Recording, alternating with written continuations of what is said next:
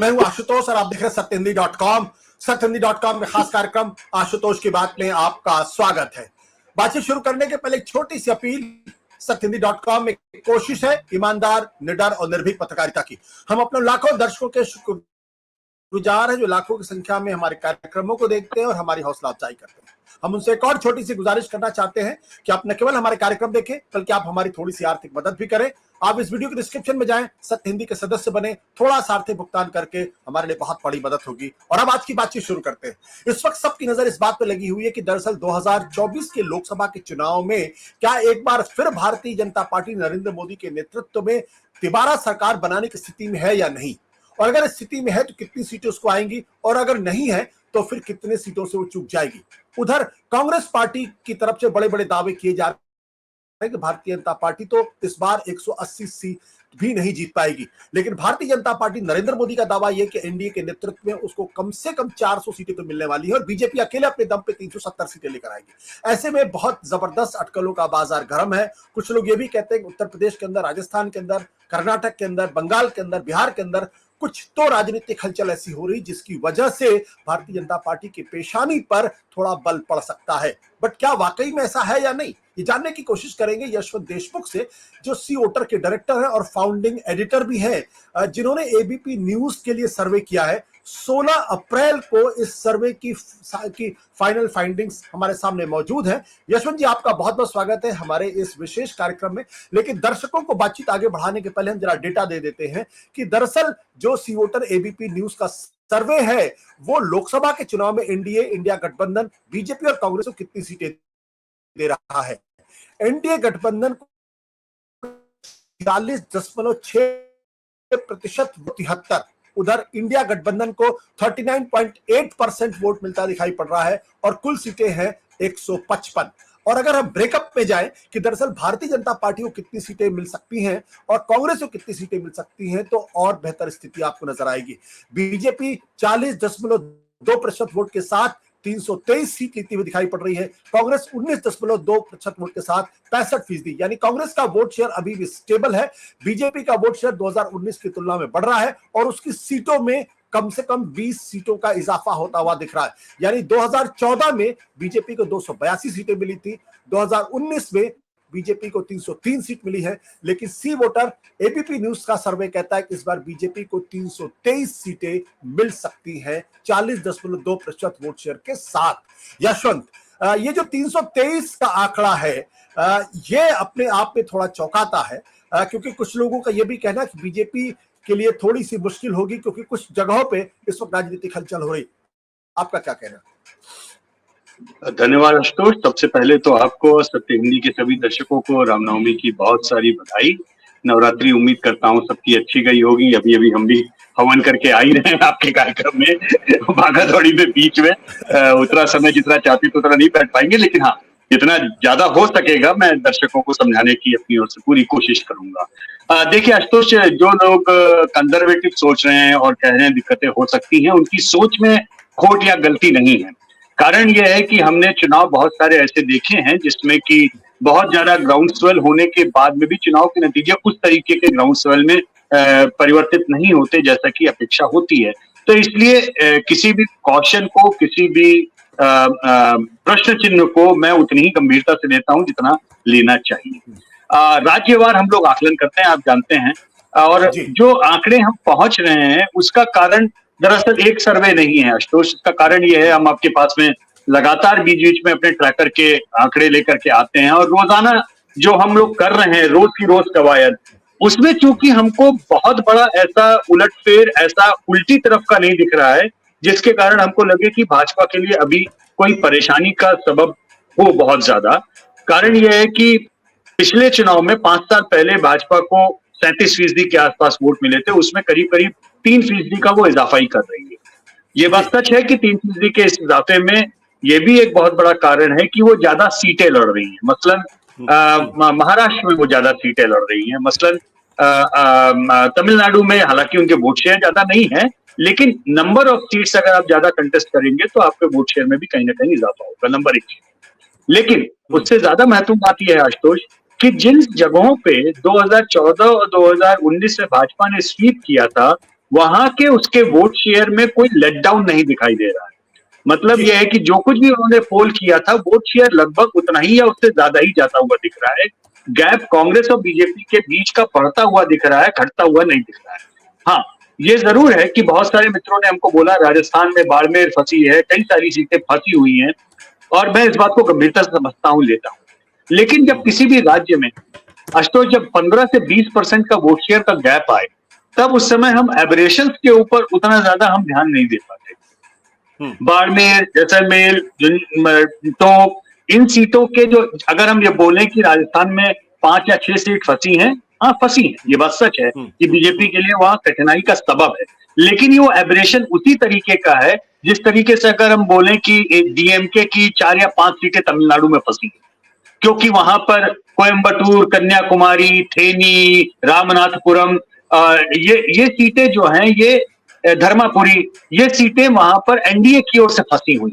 तो लेकिन हमने वहां पे 39-0 तभी भी दिया है, क्योंकि हम ये बात कह रहे हैं कि अन्नामलाई बहुत अच्छी लड़ाई लड़ रहे हैं कोयम्बटूर में। हो सकता है कि वो अपनी सीट निकाल भी लें, हो सकता है 2-3 सीट एनडीए निकाल ले। ये संभावना है कि बीजेपी का खाता खुल जाए, केरल में भी 1 सीट 2 सीट आ जाए। लेकिन हम उन एबरेशंस की बात नहीं करते। हमने केरल में 20-0 हमने बोला है कांग्रेस गठबंधन के लिए। हमने कांग्रेस गठबंधन के लिए 39-0 का फिगर दिया है तमिलनाडु में। ठीक उसी तरीके से जो आंकड़े आ रहे हैं, उस आंकड़ों में वोट शेयर के गैप को देखते हुए हमने 25-0 राजस्थान में भी बोला है, हमने 28-1 मध्य प्रदेश में भी बोला है, हमने 10-1 छत्तीसगढ़ बोला है, 13-1 झारखंड बोला है, and so on and so fourth. तो हमारे आंकड़े या हमारी जो गणित है, वो दोनों ही पक्षों, दोनों ही गठबंधनों के लिए एक समान लगी है। 2-4 सीट हो सकता है इधर हिलेगी तो 2-4 सीट उधर भी हिलेगी, ये पॉसिबिलिटी हमेशा रहती है कैलकुलेशन। बिल्कुल। जो इस चुनाव के अंदर जिस पर सबसे ज्यादा लोगों की नजर लगी, वो कह सकते हैं कि 5 ऐसे राज्य हैं, उत्तर प्रदेश, बिहार, बंगाल, कर्नाटक और महाराष्ट्र। और कुछ लोगों का यह कहना है कि दरअसल ये 5 वो स्टेट है जहां जो भारतीय जनता पार्टी की किस्मत या इंडिया गठबंधन की किस्मत बना और बिगाड़ सकते हैं। तो सबसे पहले अगर हम उत्तर प्रदेश और बिहार के बारे में बातचीत करें, तो यूपी में आपको क्या लगता है? क्योंकि यूपी के बारे में भी अब एक ये डिबेट शुरू हो गई है कि वहां राजपूत बहुत नाराज है, जो जिस तरीके से आरएलडी को साथ आने से बीजेपी को फायदा होना चाहिए, वो फायदा होता दिखाई नहीं पड़ रहा है, और राजपूतों की नाराजगी राजस्थान में भी दिखाई पड़ती, यूपी में भी दिखाई पड़ती। तो आपके हिसाब से इस बार क्या आपका सर्वे कहता है यूपी को लेकर? अगेन हम केवल वोट शेयर पे जाएंगे, क्योंकि सर्वे का विज्ञान वोट पे समाप्त होता है और उसके आगे सीटों का एक्स्ट्रापोलेशन है। 10% या उससे ऊपर का जब वोटों का अंतर दो बड़े अलायंसेस के बीच में हो, तो सीटें लगभग एक तरफा जाती हैं। इसका मतलब ये नहीं है कि बीजेपी को दिक्कतें नहीं है कई सीटों पे। हमारा अनुमान यह है कि करीब 20 सीटें उत्तर प्रदेश, 60 सीटें बीजेपी अलायंस की क्लियर है, 20 सीटों पे तगड़ी लड़ाई है। उन 20 में से 7 वो हार रही है, 13 पे बहुत कांटे की टक्कर है, मोटे तौर पे आप ये समझिए। लेकिन फिर भी मामला, मतलब मैं अगर बेस्ट केस सिनेरियो सपा के लिए बोलूं तो, या सपा और कांग्रेस के लिए, तो 20 सीट का है, कांग्रेस बीजेपी के लिए 60 का है। लेकिन वर्स्ट केस सिनेरियो दूसरी तरफ से बोलूंगा तो मैथमेटिकली स्पीकिंग ये 80-0 भी हो सकता है, ये 60-20 भी हो सकता है, 80-0 भी हो सकता है। हमारा आंकड़ा अभी 73-7 का है, 2-4 सीट इसमें ऊपर नीचे हो, संभावना पूरी है। लेकिन ये जो गैप है ये बड़ा है, और इसको बहुत आसान है इस तरीके से समझना। देखिए, पिछला जो 5 साल पहले का लोकसभा चुनाव था, वो अंक गणित की दृष्टि से बेस्ट पॉसिबल अलायंस था विपक्ष के लिए, जब सपा और बसपा दोनों साथ में आके चुनाव लड़े थे। अब बसपा गई मरी हालत में भी पिछले चुनाव तक 12-13% की पार्टी रही है। विधानसभा चुनाव में भी सीट भले ही एक आई हो, लेकिन वोट शेयर फिर भी उनका दिखा था। कांग्रेस का वोट शेयर पिछले विधानसभा चुनाव में आशुतोष केवल 2%, 2.5% रह गया। अब आपने 12.5% की पार्टी को हटाया अपने गठबंधन से और 2.5% की पार्टी को ऐड किया, तो अरिथमेटिक आपका -10 से शुरू होता है। उसके बावजूद भी सपा गठबंधन के वोट बढ़ रहे हैं, क्योंकि उत्तर प्रदेश का फर्दर बाइपोलराइजेशन हो रहा है। हमारे आकलन के हिसाब से बहुजन समाज पार्टी 6% के आसपास सिमट जाएगी, यानी उसके 6% वोट और छिटके हैं, और उस 6% वोट के छिटकने में जो अल्पसंख्यक मतदाता था वो पूरी तरह से फर्दर गया है सपा की ओर, और जो उनके पास में ओबीसी मतदाता था या नॉन जाट दलित मतदाता था, वो छिटक के जा रहा है भाजपा की ओर। तो ये जो बाइपोलराइजेशन ऑफ द स्टेट है, इसका लाभ मतों में जरूर मिल रहा है समाजवादी पार्टी और अखिलेश को। सीटों में वो कितना कन्वर्ट होगा, ये इतने बड़े गैप के बाद में उतना ज्यादा कन्वर्जन की संभावना मेरे हिसाब से नहीं है। वो लोग अगर 2.5 का संख्या पहुंच जाए तो ये बड़ी बात है। बिहार का क्या हाल है? क्योंकि बिहार में नीतीश कुमार के पलटने के बाद से कुछ लोग ये कह रहे हैं नीतीश कुमार को वो एडवांटेज नहीं है जो 2019 के लोकसभा के चुनाव में था, क्योंकि उनकी क्रेडिबिलिटी भी कमजोर हुई, उनकी पार्टी का स्ट्रक्चर भी कमजोर हुआ है और तेजस्वी यादव को इस वक्त बिहार के अंदर अट्रैक्शन भी मिल रहा है, लोग उनकी सभाओं में जा रहे हैं, भीड़ आ रही है। बिहार का क्या हाल है? बिहार में तेजस्वी यादव मुख्यमंत्री पद के लिए नंबर 1 उम्मीदवार बन के उभर चुके हैं। वो उस राज्य के एक पोल ऑलरेडी बन चुके हैं। नीतीश कुमार का ट्रैक्शन बहुत ज्यादा कम हुआ है, घटा है, लेकिन अंकगणित है बिहार का। हमने देखा कि पूरे भारत में केमिस्ट्री की बात होती है, लेकिन बिहार में विशुद्ध अंकगणित चलता है।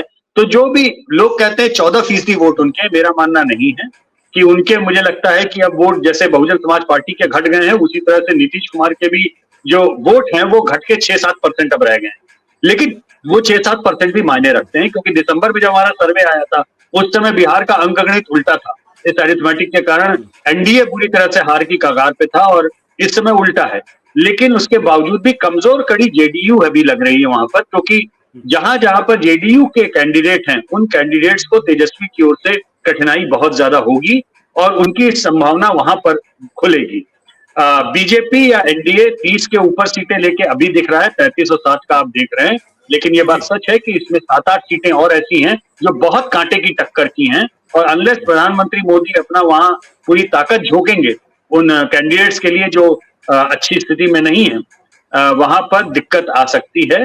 फिलहाल जो आंकड़े हैं वो हमने आपको दिखाए जो भी है। बट यशवंत, आपने जो नीतीश के लिए कहा कि 6% वोट, अगर 6% वोट है तब तो ये एनडीए गठबंधन के लिए बहुत बड़ी खतरे की घंटी बन सकती है, क्योंकि पिछली बार 40 में से 39 सीटें मिली थी। ये 6% वोट आना तो बहुत दिक्कत पैदा कर सकता है। मैं इस बात को इसीलिए बार बार मैं चिता रहा हूं कि इन आंकड़ों को और इन लोकसभा चुनाव के जो नतीजे आएंगे उनको आप आने वाले विधानसभा चुनाव के लिए इंडिकेटर मत समझिएगा। मेरा बहुत स्पष्ट मानना है कि आने वाले कई ऐसे विधानसभा चुनाव के जो राउंड हैं जहां पे लोकसभा में बीजेपी को उनकी उम्मीद से ज्यादा सफलता मिलेगी, मसलन बिहार हुआ, महाराष्ट्र हुआ, लेकिन हरियाणा हुआ, लेकिन लोकसभा चुनाव के बाद में जब विधानसभा चुनाव आएंगे इन जगहों पे, तब उस समय इन सभी जगहों पर उनके लिए काफी ज्यादा संकट के बादल उस समय मंडराएंगे, क्योंकि जो स्थानीय समीकरण है वो विधानसभा चुनाव के मद्देनजर बिल्कुल दूसरे होंगे। इस समय तो आशुतोष देखिए, ये चुनाव लोकसभा का केवल और केवल प्रधानमंत्री की लोकप्रियता पे लड़ा जा रहा है। दरअसल सच्चाई यह है कि बीजेपी के पास के जो कैंडिडेट हैं या बीजेपी के जो मुख्यमंत्री पद के या स्थानीय जो राज्य के नेता हैं, उसमें अगर आप योगी आदित्यनाथ को और हिमंता बिस्वा शर्मा को छोड़ दें तो बाकी बीजेपी के कोई भी मुख्यमंत्री डबल इंजन वाली पॉपुलैरिटी के नहीं है, जो प्रधानमंत्री की पॉपुलैरिटी के साथ में अपनी पॉपुलैरिटी जोड़ करके पार्टी को कोई लाभ दिला सके। प्रधानमंत्री की पॉपुलैरिटी, प्रधानमंत्री नरेंद्र मोदी का व्यक्तिगत करिश्मा, ये सर चढ़ के बोल रहा है और वही बोलेगा एज लॉन्ग एज वोट डालने के लिए लोग घर से बाहर आके निकलें और वोट डालें। 2004 में बीजेपी इसको झेल चुकी है बुरी तरीके से, टर्नआउट के ड्रॉप को। अर्बन इलाकों में 18% टर्नआउट गिर गया था 2004 में, बीजेपी को बहुत बड़ा नुकसान हुआ था। मुझे लगता है प्रधानमंत्री मोदी जिस ओर लगातार लगे हैं और उनकी जो कैंपेन का तरीका है वो अपने यहाँ के टर्नआउट को मैनेज करने के लिए लगा है। तो वो टर्नआउट कैसा होता है ये इस पे बीजेपी की काफी सारी सफलता इस पे भी निर्भर करेगी। अगर बात करें बंगाल और कर्नाटक की, बंगाल में इस वक्त जबरदस्त लड़ाई चल रही है और प्रधानमंत्री का फोकस भी उधर बहुत ज्यादा है, लेकिन कर्नाटक में उतना फोकस नहीं है। और आपका सर्वे लगातार ये कह रहा है कि बंगाल के अंदर भारतीय जनता पार्टी अपनी सीटें इंप्रूव कर सकती है, जबकि बाकी ओपिनियन पोल शायद ये कह रहे हैं कि या तो रिटेन करेगी या कम हो सकती है। इस विश्वास का कारण क्या है आपका? देखिए, उसका कारण यह है कि स्पाइरल ऑफ साइलेंस जिसे कहते हैं ना आशुतोष, बंगाल में सबसे ज्यादा 20% के आसपास ऐसे हमारे रेस्पोंडेंट हैं जो बता नहीं रहे हैं कि वो किसको वोट देंगे, और ये बड़ी विचित्र स्थिति होती है। ऑल इंडिया एवरेज करीब 10% का होता है जब लोग नहीं बताते। 10%, 100 में 10 लोग नहीं बताते कि हम किसको वोट देंगे। आप बचे हुए 50 सवालों के आधार पे आप कयास लगाते हैं कि अच्छा ये प्रधानमंत्री पद के लिए किसको चाहता है या जो भी चाहती है, जो भी है वैसा आप अंदाजा लगाइए। बंगाल में आंकड़ा 20% का है साइलेंट वोटर का। अब साइलेंट वोटर ये दुधारी तलवार होता है स्टोरी, क्योंकि सामान्य तौर पे जहां पे पॉलिटिकल वायलेंस का बहुत ज्यादा डर होता है वहां पे लोग डरते हैं अपने मन की बात को बोलने या कहने में। और इस इस तरीके का डर दरअसल सत्ताधारी पार्टी के लिए कई बार घातक हो जाता है, क्योंकि लोग उनके मुंह पे बहुत अच्छा बोलते हैं। और मैं सत्ताधारी पार्टी जब बंगाल के सिलसिले में कह रहा हूं तो वो बीजेपी का लिए नहीं बोल रहा हूं, वो मैं तृणमूल के लिए बोल रहा हूं, क्योंकि स्थानीय सत्ता उसके हाथ में है, स्थानीय पुलिस उसके हाथ में है। और उसके कारण अगर ये जो साइलेंट स्पाइरल ऑफ साइलेंस ये है, जो साइलेंट वोटर है, ये अगर वोट डालने निकल गया और एंटी तृणमूल नक्शे पे वोट डाल गया तो झटका लगेगा ममता बनर्जी को। लेकिन अगर ये साइलेंट घर ही बैठा रहा, वोट डालने नहीं निकला, घर बैठा रहा, तो मुकाबला कांटे का होगा और ममता बनर्जी को डेफिनेटली उसमें थोड़ा सा एडवांटेज है। कर्नाटक में क्या चीज है, क्योंकि कर्नाटक में कह रहे हैं कि बीजेपी को काफी नुकसान हो सकता है। यहां भी जो कंजर्वेटिव एस्टिमेट्स है उसकी तुलना में आप भारतीय जनता पार्टी को 23 सीटें दे रहे हैं, जबकि पिछली बार भारतीय जनता पार्टी को 25 सीटें मिली थी। कि कंजर्वेटिव एस्टिमेट इसमें से 5 कम कर लीजिए, और अगर आपको कम करना ही है वैसे तो मैं इसलिए ये बात कह रहा हूं क्योंकि क्या है कि देखिए, पिछली बार जेडीएस और कांग्रेस साथ में लड़े थे और उसका नतीजा क्या हुआ, भाजपा 50% के ऊपर पहुंच गई। इसका कारण क्या था? तो इसका कारण यह है कि जेडीएस के जो 10% वोट हैं वो मूलतः एंटी कांग्रेस वोट है, यह हमें समझना पड़ेगा। जेडीएस की उत्पत्ति वहां पर, जनता दल की उत्पत्ति कांग्रेस के विरोध में थी। कांग्रेस का विरोधी वोटर उनका जेडीएस वोकालिगा वोट के लिए भले ही कहा जाता हो, लेकिन उनके मौलिक वोट बैंक का जो स्वरूप है वो एंटी कांग्रेस है। इसीलिए जेडीएस जब कांग्रेस के साथ में गई तो उसके वोटर ने जेडीएस को छोड़ करके भाजपा का दामन थमा दिया। अब भाजपा और जेडीएस साथ में है, तो वो 10% वोट जो है, जो भाजपा से छिटक सकता था अगर जेडीएस अकेले लड़ता। तो देखिए, अगर जेडीएस अकेले लड़ता और 10% वोट काट लेता तो भाजपा वहां पे बुरी तरह से चुनाव हारती, क्योंकि कांग्रेस 40% के आसपास वोट अपना मेंटेन कर रही है। पिछले विधानसभा के बाद में जो उसको पड़े थे उसमें कमी नहीं।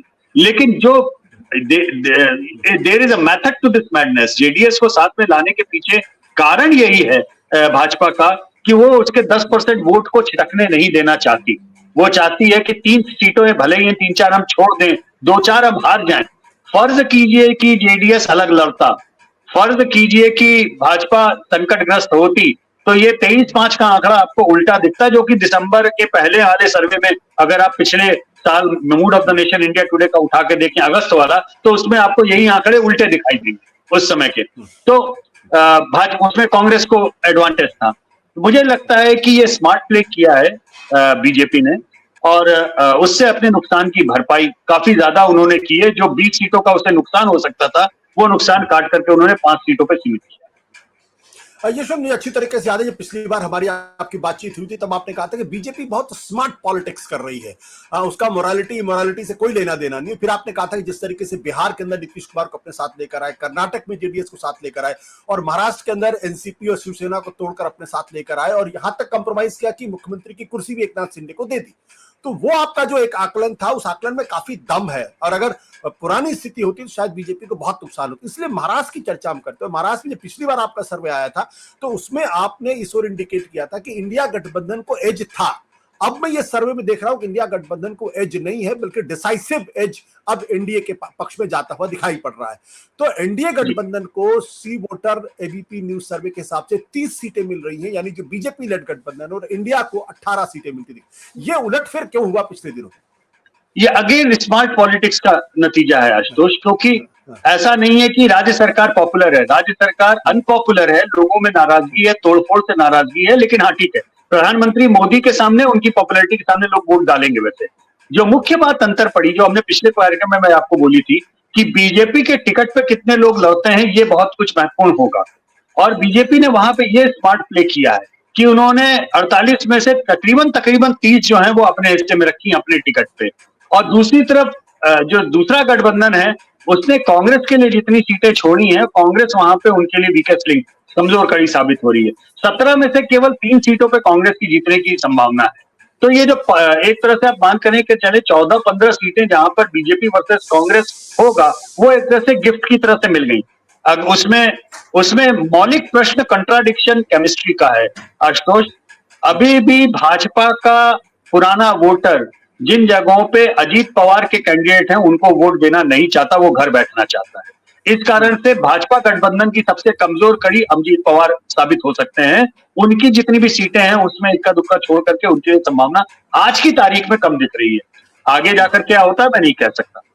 उसी दूसरी तरफ अगर आप देखें तो इस पूरे आकलन में एक चीज बहुत क्लियर है कि जहां जहां पर बीजेपी का कैंडिडेट है वहां एक कट्टर शिव सैनिक जिसके मन में थोड़ी बहुत सहानुभूति भी है उद्धव ठाकरे के लिए, वो कांग्रेस को वोट करने नहीं जा रहा। ये केमिकल लोचा है, दो केमिकल लोचे हैं दोनों गठबंधनों में अलग अलग तरीके से। कौन ओवरकम कर पाएगा ये देखना होगा। लेकिन अभी जब से सीटें बटी हैं, कम से कम कैंडिडेट अभी भी बहुत सारे नहीं बटे हैं, लेकिन सीटें जब से बटी हैं कि इस सीट पर कौन पार्टी चुनाव लड़ेगी, वो हम बिल्कुल क्लियर आंकड़ों में देख रहे हैं कि शिव सैनिक बीजेपी के सामने नरेंद्र मोदी को हराने के लिए कांग्रेस को वोट नहीं दे रहा है, ये क्लैरिटी है। उसी तरीके से भाजपा का खांटी वोटर वो अजीत पवार को वोट नहीं देना चाहता, लेकिन वो कांग्रेस को नहीं देगा लेकिन घर बैठेगा, तो उसका नुकसान उठाना पड़ सकता है अजीत पवार को। तो ये दोनों केमिकल लोचों का सत्य जो है अपनी जगह पे वो दिख रहा है। उसी कारण एक क्लियर एडवांटेज बीजेपी को दिख रहा है। अच्छा शब्द आपने इन्वेंट किया, केमिकल लोचा। पॉलिटिक्स में भी केमिकल लोचा हो रहा है, हमने तो फिल्मों में ही देखा था। ये जो उद्धव ठाकरे को लेके क्या कोई केमिकल लोचा है क्या वहां पे? क्योंकि उद्धव ठाकरे को, उद्धव ठाकरे के लिए सहानुभूति है, उनके लिए सहानुभूति है, शरद पवार के लिए सहानुभूति है। इसीलिए उद्धव ठाकरे के कैंडिडेट जहां जहां लड़ेंगे उनको, अगर आप सामने वाले के जो सीटें दे रहे हैं उसमें सबसे ज्यादा 9 सीटें उद्धव ठाकरे की ही हम बता रहे हैं। उद्धव ठाकरे के बाद में 6 या 7 सीट शरद पवार जी के खाते में दिख रही है और 3 सीटें कांग्रेस के खाते में। तो वहां पर उद्धव ठाकरे को सहानुभूति का फायदा है, प्रोवाइडेड जिन जगहों पे उद्धव ठाकरे का मुकाबला शिंदे या अजीत पवार के सामने हो रहा है उन जगहों पे ज्यादा, या उसका लाभ दुधारी कहीं कहीं पर भाजपा से लड़ाई में भी हो रहा है। लेकिन उद्धव ठाकरे के वोटर जहां पे कांग्रेस के कैंडिडेट हैं वहां भाजपा को वोट देने के लिए तैयार हैं और दे रहे हैं। देने मतलब अपनी बात करना है कि हम वोट देंगे, हम कांग्रेस को नहीं देंगे। बिल्कुल कांग्रेस को नहीं देंगे। अब एक बार अपने दर्शकों को बता दें कि दरअसल जो सियोटर एबीपी सर्वे है, राजस्थान की 25 की 25 सीटें वो फिलहाल बीजेपी को देते हुए दिखाई पड़ रही है। गुजरात में 26 की 26 सीटें, छत्तीसगढ़ में 12 में से 11 सीटें, अगर मुझे अच्छी तरीके से याद पड़ रहा है, दे रही है। झारखंड में 13 सीटें और उड़ीसा में भी 13 सीटें बीजेपी को मिलती हुई दिखाई पड़ रही हैं। अगर इसी के साथ हम नजर डालें कि जो वो सीटें जहां पर इंडिया गठबंधन को जबरदस्त फायदा है वो तमिलनाडु में 39 की 39 आप दे रहे हैं, केरल में 20 की 20 कांग्रेस को जा रही है, तेलंगाना में 17 में से 10 सीटें जो हैं वो कांग्रेस को जाती हुई दिखाई पड़ रही। यानी केरल में कांग्रेस अपने आप को रिटेन कर रही है, थोड़ा इंप्रूवमेंट है। तेलंगाना में कांग्रेस पार्टी अपने को बेहतर कर रही है और तमिलनाडु में 39 के 39 सीट, ये वो राज्य है जहां बीजेपी को थोड़ा बहुत नुकसान होता हुआ दिखाई पड़ता है। अगर एक बड़ी तस्वीर अगर हम आपसे पूछें कि इस चुनाव का सबसे महत्वपूर्ण फैक्टर, एक्स फैक्टर क्या है, और जो बार बार ये कहा जा रहा है कि महंगाई और बेरोजगारी बहुत जबरदस्त है और भ्रष्टाचार को लेकर भी लोगों के अंदर बहुत नाराजगी, असंतोष दिखाई पड़ रहा है, उसका क्या हाल? देखिए ये मुद्दे हैं, अपनी जगह पे हैं। इन मुद्दों को हम लगातार पिछले 5 साल से बोल रहे हैं कि महंगाई और बेरोजगारी नंबर 1 और नंबर 2 मुद्दा है, लेकिन इसका समाधान देने वाला जो कारक है, जो हम पूछते हैं अगला सवाल कि आपको क्या लगता है इसका मुद्दे का समाधान कौन दे सकता है, तो अक्रॉस द स्पेक्ट्रम मुद्दों के समाधान देने पे अगर 17% करीब लोग कांग्रेस का नाम लेते हैं और करीब करीब 35% जो है वो भाजपा का नाम लेते हैं, 40% लोग करीब ऐसा भी बोलते हैं कि इसका मुद्दे का कोई समाधान नहीं, कोई पार्टी इसका सॉल्यूशन नहीं दे सकती है।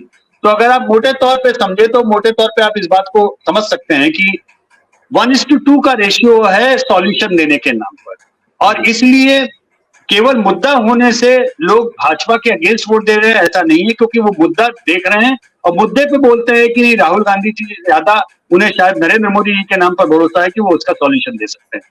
अब जहां तक करप्शन वाले इश्यू का सवाल है, आप देखिए कि इलेक्टोरल बॉन्ड वाला मुद्दा बहुत तेजी से उठा और फिर रामलीला मैदान पे जो रैली हुई उसमें अपोजिशन के एक नेता ने भी इलेक्टोरल बॉन्ड पे सांस तक ली। उसका कारण यह है कि जितनी तेजी से मुद्दा उठा था उतनी तेजी से ध्वस्त भी हो गया। प्रधानमंत्री ने कल या परसों में अपने जो एक इंटरव्यू दिया था, उसमें इलेक्टोरल बॉन्ड को तो और ज्यादा अपने, जैसे कहते हैं ना, वेयरिंग ऑन द स्लीव्स, कि हमने तो करप्शन के खिलाफ लड़ाई करने के लिए इलेक्टोरल बॉन्ड को, उन्होंने और ज्यादा एग्रेशन के साथ में उसको डिफेंड किया। उसका कारण ये है आशुतोष की जितना भी 10,000 15,000 जितने भी 1,000 करोड़ का इलेक्टोरल बॉन्ड का खेल है, उसमें अगर आधे पैसे भाजपा को गए हैं तो आधे पैसे जो है अपोजिशन पार्टीज को भी गए। अब सवाल यह है कि कांग्रेस या कोई विपक्षी पार्टी, तृणमूल कांग्रेस, ये कैसे कह सकती है कि जो भाजपा ने इलेक्टोरल बॉन्ड लिया वो करप्ट है, लेकिन हमने जो इलेक्टोरल बॉन्ड का 1,000 करोड़ रुपए 2,000 करोड़ लिया वो सही है, उसमें कोई ईमानदारी है, सारी कोई बेईमानी का दाग नहीं। तो ये मुद्दा दरअसल उठने से पहले ही एक्चुअली ध्वस्त हो गया, दबा ही नहीं, इसीलिए अब विपक्ष इसको उठा भी नहीं रही है। अगर आप देखें तो उसके ऊपर कोई बातचीत भी नहीं हो रही है। हाँ, ये जरूर है कि लगातार सर्वेस में एजेंसीज की कार्रवाई के ऊपर जो है लोगों ने पूरे भारत में लगातार बोला है कि ये पॉलिटिकल दुरुपयोग हो रहा है, इसमें कोई संदेह नहीं होना चाहिए। लगातार 2-2.5 साल से हमारे सर्वेज में वो बात सामने आ रही है। लेकिन जो लोग कह रहे हैं दुरुपयोग हो रहा है, वो कोई सहानुभूति सामने वाले के कारण, भाजपा का इंसान अगर बोल रहा है कि दुरुपयोग हो रहा है, लेकिन वो वोट देने के लिए आम आदमी पार्टी को या लालू यादव जी की पार्टी को या समाजवादी पार्टी को या तृणमूल को शिफ्ट हो रहा है, ऐसा नहीं हो रहा है।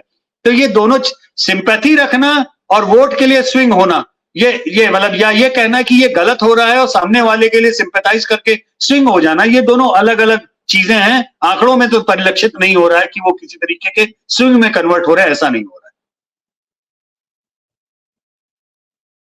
राहुल है। गांधी आशुतोष, ने आपकी दो भारत जोड़ो यात्राएं की, उसका कुछ असर है? नहीं, भारत जोड़ो यात्रा का असर हुआ था, पहली भारत जोड़ो यात्रा का, और उनको कर्नाटक में आशातीत सफलता मिली, उसका असर हुआ। ये वाली भारत जोड़ो यात्रा का भी असर इतना तो है ही है कि भाई कांग्रेस का रैंक एंड फाइल थोड़ा सा ज्यादा बेहतर और मजबूती से खड़ा होने की कोशिश कर रहा है। लेकिन इंडिया अलायंस के गठबंधन के अंदर जिस तरीके की सामंजस्यता होनी चाहिए थी, वो नहीं होने के कारण उसका इम्पैक्ट वैसा नहीं दिख रहा है। अब बंगाल में जिस तरह से तृणमूल कांग्रेस पूरी तरह अलग हो गई भारत जोड़ो यात्रा से, इम्पैक्ट कहां से आएगा? तो पहली भारत जोड़ो यात्रा और दूसरी भारत जोड़ो यात्रा के इम्पैक्ट में काफी ज्यादा अंतर है। आशुतोष, बिल्कुल, बहुत बहुत शुक्रिया यशवंत, हमसे बातचीत करने के लिए इतनी शॉर्ट नोटिस में। Thank you so much. बहुत बहुत धन्यवाद।